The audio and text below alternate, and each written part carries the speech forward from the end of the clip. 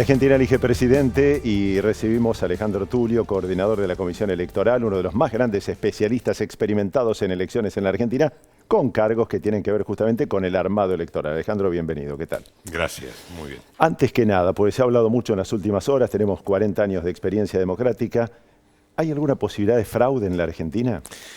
Cualquier posibilidad de fraude se aleja por la capacidad de controlar que tienen tanto los partidos como la Justicia Nacional Electoral.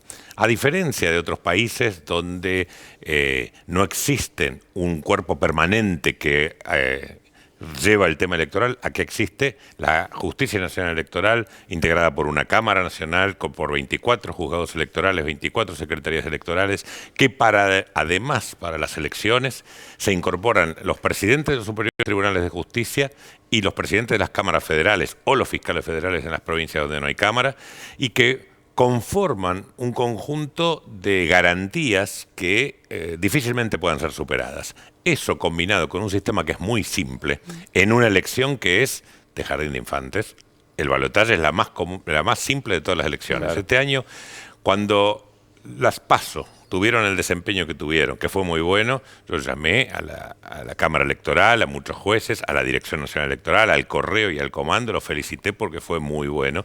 En la elección más complicada, 27 listas compitieron, no hubo problemas, no hubo reclamos. Claro, estaba lejos de las definiciones. Ahora estamos cerca de las definiciones, entonces las tensiones propias de estar casi al final de la marcha levantan un poco la temperatura, pero por suerte, yo que viajo mucho y asisto a elecciones en muchos otros países, aún con todo lo que nosotros nos molestan, manifestaciones de un lado o de otro, ha sido una campaña respetuosa de la ley, respetuosa de las normas, donde no ha habido agresiones entre los candidatos ni entre los militantes de los candidatos, y eso es importante. Alejandro, aun cuando la Justicia Electoral convocó hoy de urgencia a los apoderados de los ambos partidos de Unión por la Patria y de la Libertad Avanza a propósito de esta justamente no denuncia sobre irregularidades o fraude. Absolutamente, porque en realidad nosotros... Es decir, ¿había pasado en otra oportunidad que a menos de 24 horas del comicio hubiera una convocatoria tan urgente? No, porque lo que sí pasó en otras ocasiones, y por parte de otras fuerzas políticas, es que dijeron exactamente lo mismo, pero 24 horas después. Entonces, la Cámara Electoral, habiendo aprendido, se curó en salud. Dijo, vamos a pasar en limpio. ¿Quién es responsable de abrir las mesas? Los presidentes de mesa. ¿Quién es responsable de la custodia? Los militares y las fuerzas de seguridad. ¿Quién es responsable de las boletas? Los partidos políticos. ¿Estamos todos de acuerdo? ¿Estamos todos de acuerdo? Cada uno se hace cargo de su parte.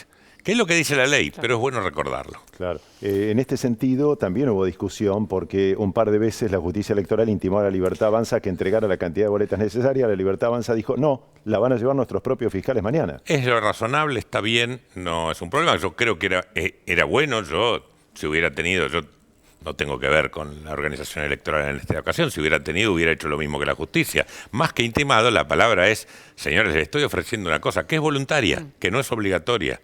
Les estoy ofreciendo algo muy costoso y muy valioso. Pero de todas maneras, la estrategia de logística electoral es de cada partido y así tiene que ser. La responsabilidad por las consecuencias también. Claro. Alejandro, ¿a qué hora se conocerían los primeros resultados ya con una tendencia marcada como para que en un centro de campaña o en otro se declare uno de los dos candidatos ganador? Eso exige dos respuestas. A ver. A las 9 de la noche, que es el horario habitual, si yo estuviera en el lugar que estaba, lo haría antes, pero a las 9 de la noche, que es el horario habitual de publicar los resultados, va a haber más del 75%, tal vez más, escrutado. Por lo tanto, va a ser una gran elección. Yo lo adelantaría. No esperaría que haya tendencias estables, yo lo haría absolutamente más libre. Pero de todas maneras, seguir la tradición de las 9 de la noche, vamos a tener más del 75%, y yo creo que para las 10:30 de la noche ya vamos a saber quién ganó. La segunda respuesta es que nadie se tiene que declarar vencedor. Se puede celebrar, pero el resultado de las elecciones va a estar cuando termine el escrutinio definitivo, que debemos recordarle a la audiencia que no es una alternativa, una posibilidad. El escrutinio definitivo es el único con valor. Este escrutinio no es vinculante, por lo tanto, declararse ganador o perdedor, si hay mucha paridad, no sería razonable.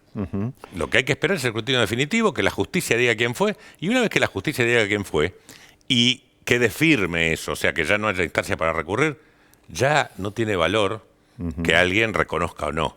Es un gesto de buena voluntad. Siempre yo recuerdo y lo destaco que Daniel Scioli, cuando reconoció los resultados, contribuyó a la pacificación del momento. Hay que acordarse, era la primera vez que había balotaje, Claro. era mucha tensión. Y la diferencia no era grande. Mínimo. Y la diferencia no era grande, pero igual lo reconoció.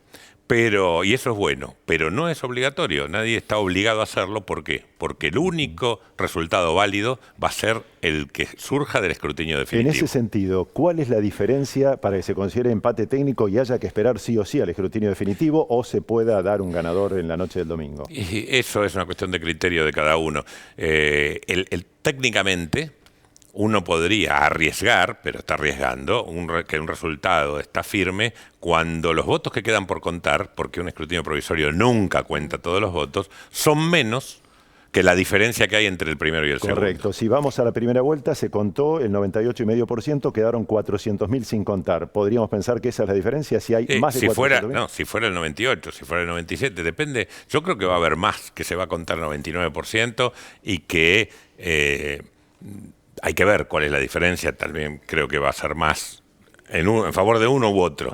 Pero, de todas maneras, hay que recordar, en el año 2017, en la provincia de Buenos Aires, candidatura de senadores, la diferencia fue tan exigua que se suspendió el conteo de los 97 con un ganador, y cuando luego, en el definitivo, pasó el 99, hubo una ganadora. Correcto. Entonces hay que recordarlo. Era Esteban Bullrich, recordemos, y terminó ganando esa senaduría Cristina Kirchner por más de 20.000 votos de diferencia. Claro, por más de 20.000 votos, que son muy poquitos. Sí, claro. Entonces, a menor distancia entre el primero y el segundo, más cantidad de mesas tienen que ser escrutadas para poder tener seguridad. Pero aún esa seguridad es jurídicamente provisoria. Yo soy coordinador de la Comisión de Derecho Electoral del Colegio de Abogados, tengo que, antes por ser funcionario y ahora porque siempre fui abogado, tengo que decir lo exacto. El resultado es el que surge de la justicia electoral. Alejandro, ¿podemos hacer un ping-pong rápido? Voto en blanco, voto afirmativo, voto nulo, voto recurrido. ¿Qué es cada uno de ellos? El voto en blanco es cuando en el sobre, se abra el sobre y aparezca vacío o con un papel en blanco. Con un papel blanco. Eso es un voto en blanco. ¿Se considera afirmativo? No, es en blanco. No en se blanco, puede. directamente. ¿A quién se lo atribuís? Lo pones en una pilita aparte. Bien. Voto nulo es cuando aparece o un elemento extraño, un pedazo de papel de diario, una boleta de alguno de los candidatos de las PASO o de las generales que no fueran estos dos, una boleta pero con alguna inscripción, con algún insulto o con algún elogio. Eso es voto nulo. Voto afirmativo es el voto por Milei o por Massa. ¿Y el recurrido? No, el recurrido no es un voto. Cuando uno se presenta en la mesa, tiene que entregar su documento.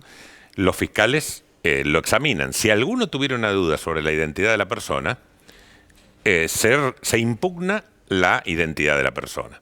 Cuando se impugna, se le permite votar, pero se pone en otro sobre que no se cuenta en la mesa. Es contado luego en ocasión del escrutinio definitivo. Bien. Y el observado recurrido es que aparece una boleta cortada, pero el corte permite igual identificar. Entonces, el presidente de mesa dice es válido, pero uno de los fiscales dice no estoy de acuerdo con la calificación del voto. No es válido. Ante la duda, es un voto recurrido, observado. Se pone en otro sobre y la justicia determina. Correcto. Alejandro, muchísimas gracias por esclarecernos todo esto. No, por favor. Alejandro Tulio, en la televisión pública seguimos de esta manera.